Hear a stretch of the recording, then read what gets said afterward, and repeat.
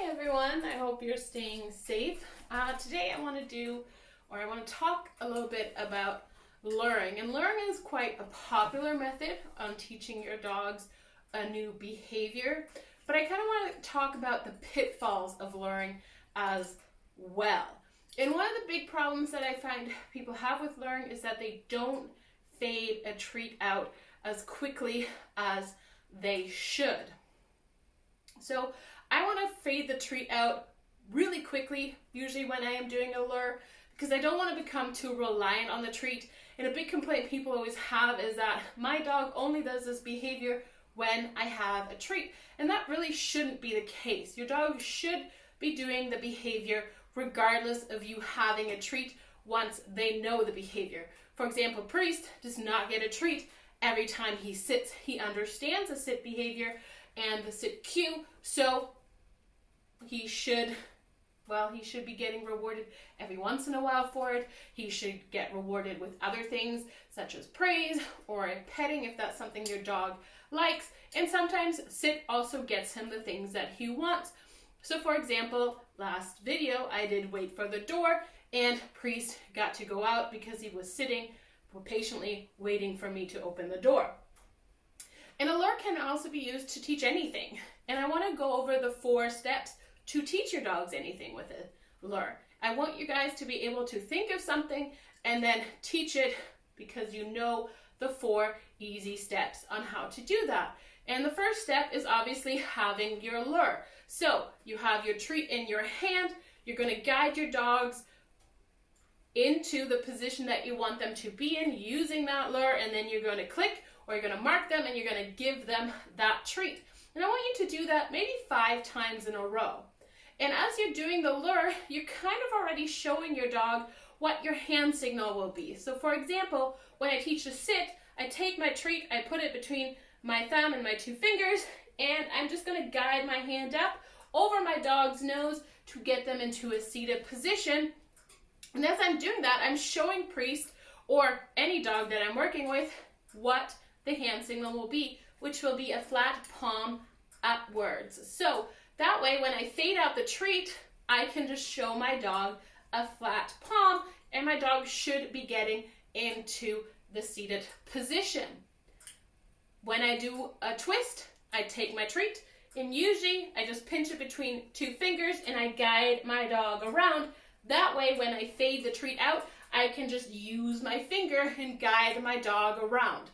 One thing that's really important when you take out the lure is that you don't trick your dogs. So sometimes people go from treat in hand pinched to pinching the finger still. You should be using a nice flat palm if that's going to be your hand signal, so your dog realizes or really knows that there isn't a treat in your hand.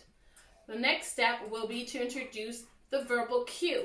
Our dogs are much better at understanding body language, which means that when we introduce the verbal cue, we should be introducing it after a dog has a hand signal, because I like to have my hand signal as a backup rather than standing in front of my dog going sit, sit, Rover, sit. I want to be able to say sit.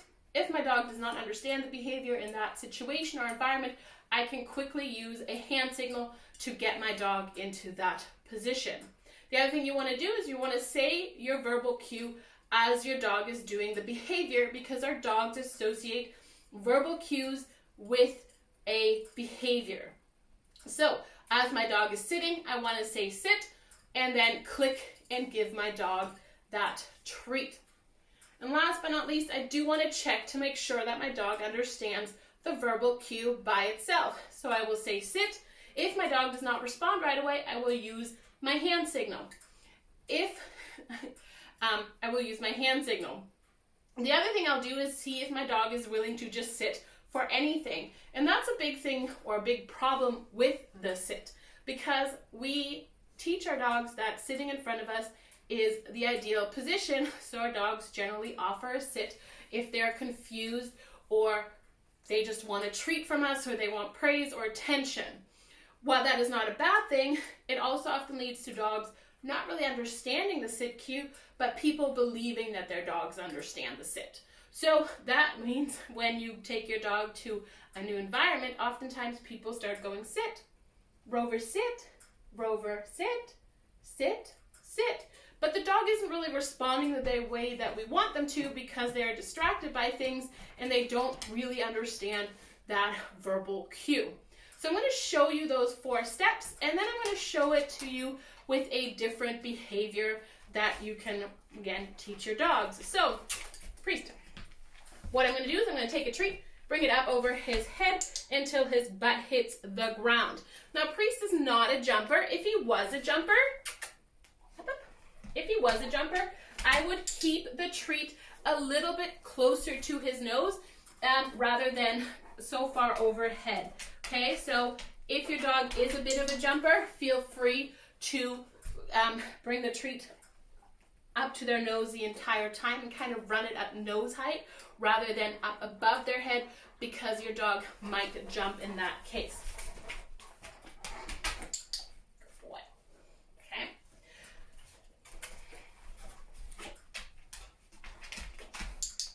Now, once I've done this, and I did this 5 times, I will check and see if my dog is willing to do this with a hand signal only. So, Priest. Hi, buddy. I know. Come here. I'm going to show my dog a flat palm, and as soon as my dog's butt hits the ground, I'm going to click him and give him a treat.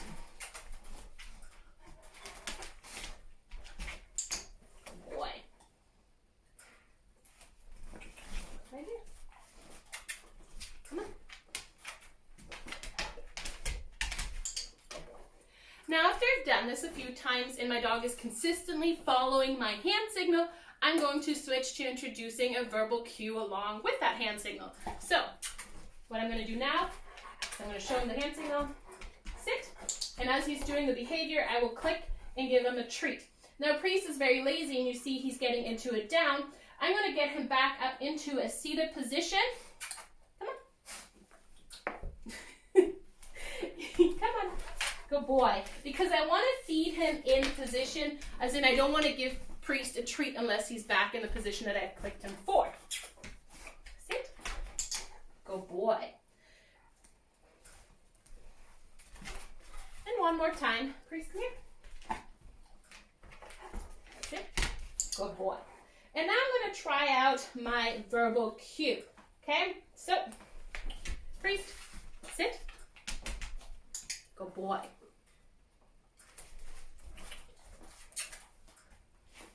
Priest, right here, come on. Sit. Sit. You okay? Sit. Fortunately, Priest does not always like to chew his treats, so he needed a moment there. But he does respond well to the verbal cue. So those were the 4 steps that I was talking about. We start off with the lure. We try to fade that out pretty quickly. Then we went to a hand signal only. Then we went to introducing the hand signal with the verbal cue. And then we did the verbal cue by itself. And if Priest had not responded to the verbal cue, we had a hand signal as a backup that he does respond to. Now you can use those same steps with anything. If I wanted to teach Priest a twist, I could use the exact same steps. So Priest, come on. Taking a treat, I'm going to bring it up to my dog's nose, and I'm going to guide him around. I'm going to guide him around and click and treat Priest. I'm going to do the same thing again. Good boy.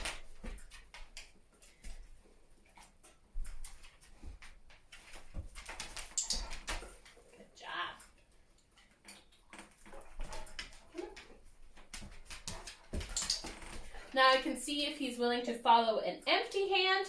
So just my finger pointed down. Come on. If he's not, Priest, come here. Come on. I can go back to using our, come on, right here. I can go back to using a lure if I need to a few more times until we get to the point where I can do this behavior without it. Once he does follow just the finger, which will be my hand signal, I can try, Kenny's not going to do it, doesn't know that behavior that well. Once he is done using the lure, I can try the hand signal, it will just be the finger going around, and once he follows that successfully, I can introduce a twist or a spin cue, or I could do left or right, teaching him direction. And the last thing that I can then do is try the verbal cue by itself. If my dog does not respond, I have my hand signal to fall back on.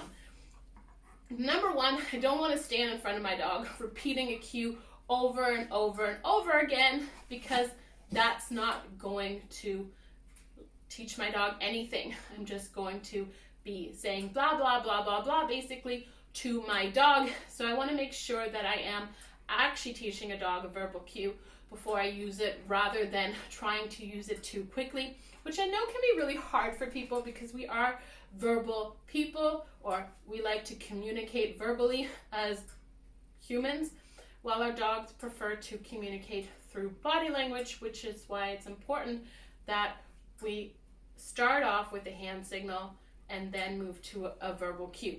Can it be done otherwise? Of course. I'm not saying that this is the only way to teach your dog anything, and I'm not saying that this is the best method, and I'm also not saying that verbal cues are not important, but what I'm saying is it makes it easier for most people to teach your dog something when they are using a hand signal first. I hope you're all staying safe, and I hope you are all able to work with your dogs at this time. And if you have any questions or concerns, don't hesitate to reach out. Hope you guys have a wonderful day.